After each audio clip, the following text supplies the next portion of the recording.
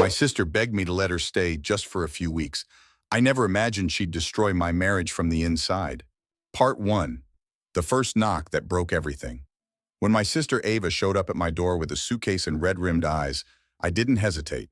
She had always been the more impulsive one, jumping from one relationship to another, city to city, never staying long enough to unpack properly. But she was my sister.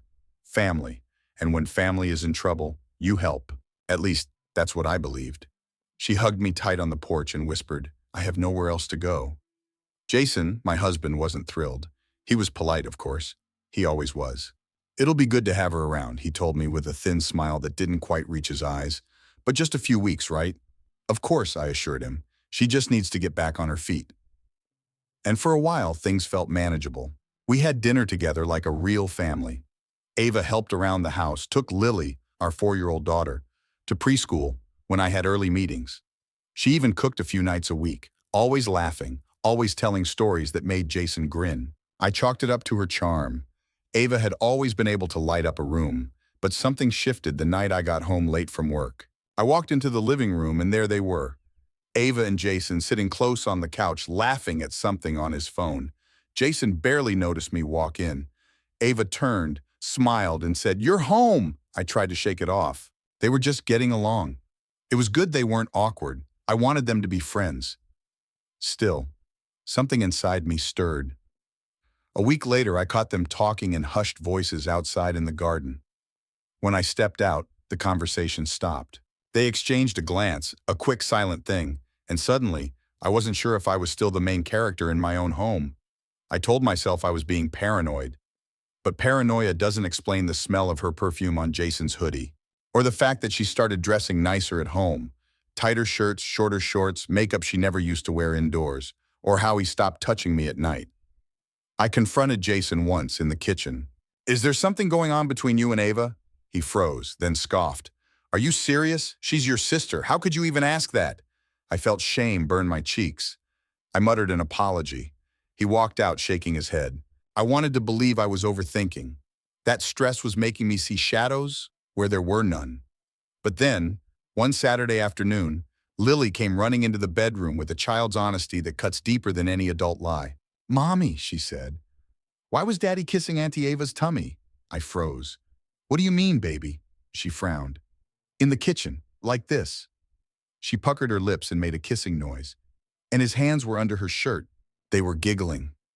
The world tilted beneath me. My breath caught. My knees buckled. I didn't scream. I didn't cry. I walked to the kitchen and they were gone. The room was silent. Clean. Too clean. Like nothing had ever happened there. But I knew, and once you know, there's no going back. Part 2 lies in the laundry room. I didn't sleep that night. Jason was already in bed snoring softly, as if nothing in his world had cracked. I lay next to him, my eyes wide open, staring at the ceiling. My mind kept playing Lily's words over and over like a broken record. Why was Daddy kissing Auntie Ava's tummy? The next morning, Ava was in the kitchen, humming to herself while making pancakes. My daughter's favorite, Jason's too. She looked up and smiled as if nothing had happened. "You're up early," she said. Her voice was light, syrupy. "Couldn't sleep," I replied. My voice, in contrast, was razor thin. Jason entered a few minutes later, kissed me on the cheek like he always did, and asked, "Everything okay?" I wanted to scream, to throw the plates, to drag Lily into the room and make her repeat what she saw, but I didn't. Instead, I smiled. "Perfect," I said, because if I had learned anything in the last 24 hours, it was this. When you suspect betrayal inside your own home, the worst thing you can do is let them know you know. You need evidence. I started small, checking their texts. Jason had always been secretive with his phone, but I'd never thought much of it. He was a private guy. That's how I justified it for years. But now, it felt like those locked screens and fast swipes were daggers. I installed a phone monitor app while he was in the shower. It felt disgusting, invasive, but so did the knot in my stomach every time Ava walked into a room and Jason's eyes found her. 3 days later, I got my first notification. "You left your panties in the laundry again." Sent from Jason to Ava. I felt like throwing up. It wasn't just suspicion anymore. It was real, physical, filthy. I spent the entire night reading everything I could find. The late-night messages, The inside jokes they shared, the pictures, the one she sent him from my bathroom mirror, naked, smirking, holding my toothbrush in her mouth. She wasn't just sleeping with my husband. She was wearing my life like a costume. I sat in the dark, my laptop glowing, my hands trembling over the keyboard. My world had collapsed quietly, without drama, without screaming. Just a silent demolition of everything I held dear. But even then, I hesitated. What do you do when your husband betrays you? What do you do when your sister is the one in his bed? Do you burn the house down? Or do you collect every piece of evidence and wait? I chose to wait. I needed one final thing, something undeniable, something they couldn't spin or gaslight me into questioning. That came the following Sunday. Jason said he was going to the store. Ava said she was going for a run. They left 5 minutes apart. I left 15 minutes after them, with Lily at a friend's house and a GPS tracker pinging from Jason's phone. He wasn't at the store. He wasn't even near it. He was at a motel. So was Ava. Room 118. I didn't knock. I used the spare key I requested at the front desk with Jason's license as proof of my identity. The moment I opened the door, time froze. There they were, my husband, my sister, entangled in hotel sheets and each other. He looked up, panic spreading across his face like wildfire. Ava screamed and pulled the sheet up to her chest. I didn't say a word. I took a photo, and then I walked out. Because I wasn't going to scream. I wasn't going to cry. I wasn't going to give them the satisfaction. I was going to make sure they regretted ever touching what was mine.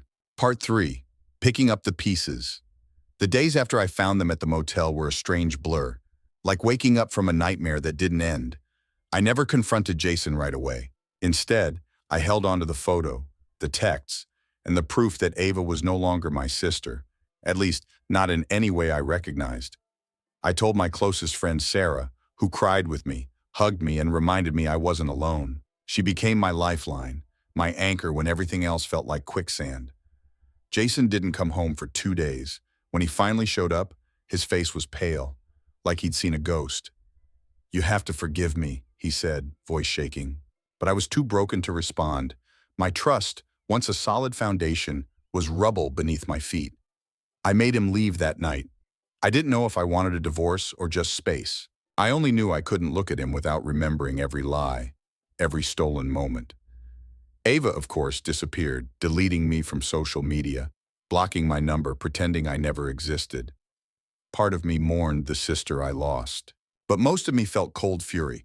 In the following weeks, I focused on rebuilding my life, for me and for Lily. I found a small apartment near the school, surrounded by parks and quiet streets. I took up yoga again, went to therapy, and learned to say no. Jason tried calling, he sent flowers, he begged, but my heart wasn't ready to forgive. I learned that betrayal isn't just a single act. It's a slow poison that seeps into every corner of your life. But it's also a call to wake up, to protect yourself, to rebuild. I am still healing, still learning how to be a mother, a woman, and a survivor on my own terms. Because sometimes the hardest part of love isn't falling in, it's rising back up when you've been broken apart. Part 4. Rising from the ashes.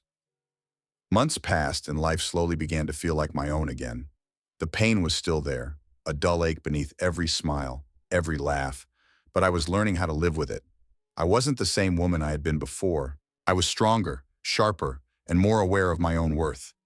Jason tried to patch things up at first, sending messages and calling, promising he would change, but by then, my heart had built walls too tall for him to climb.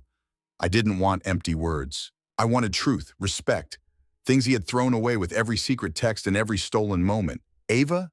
She remained a ghost from my past. Sometimes I caught myself wondering what had driven her to do this. Was it jealousy, greed, or just the thrill of betrayal? But the questions didn't matter anymore. The answer wasn't worth losing myself over. Instead, I focused on Lily. She was the light I held onto through the darkness. Every smile, every tiny hand wrapped around my finger reminded me why I needed to keep fighting. I wanted her to grow up knowing that love meant respect, trust, and strength, not silence and secrets. I threw myself into work, rekindling old passions I'd shelved for the sake of the marriage. I volunteered at the community center, met new people, and slowly built a life that didn't revolve around pain or betrayal. Therapy helped too, not just to heal, but to understand. To forgive myself for the times I ignored red flags, and to see that sometimes the people we love most are capable of the greatest betrayals. One day, I caught Jason at the grocery store. Our eyes met, and for a moment I saw a man who looked lost and broken, just like me. But I didn't feel pity. I felt closure. "I'm sorry," he said quietly. I nodded. "I know." And then I walked away, feeling lighter than I had in months. This story isn't just about betrayal. It's about survival, about finding yourself after you've been shattered, about building a new life, one where love starts with yourself. Because no matter how deep the wound, you can heal, and you can rise. Part 5, Rising Stronger. The months that followed were a slow rebirth. The raw ache of betrayal softened into a steady resolve. I stopped waiting for apologies or explanations. Instead, I focused on the life I wanted, not the one Jason had shattered. Every morning, I woke up determined to reclaim myself. I poured love into Lily, watching her grow, laugh, and discover the world without the shadow of our past hanging over her. She was my reason to heal, to fight, to believe again. I started setting boundaries, with Jason, with my past, with the pain. Therapy became my refuge, a place to face my fears and rebuild my fractured trust in myself. I learned forgiveness wasn't about forgetting or excusing. It was about freeing my heart from bitterness. One afternoon, I bumped into Jason unexpectedly. The man I once loved was a stranger now, weighed down by regret. His apology was soft, almost whispered. I met his words with quiet strength. "I'm sorry," he said. "I know," I replied, and I meant it, not for him but for me. Walking away from that moment, I felt lighter, whole again. This isn't just a story of betrayal. It's about the power to rise from ruins, to choose yourself, and to build a future where your heart leads the way. If you've ever felt broken by someone you loved, remember, healing begins with you. And from the darkest pain, new light can grow. The end.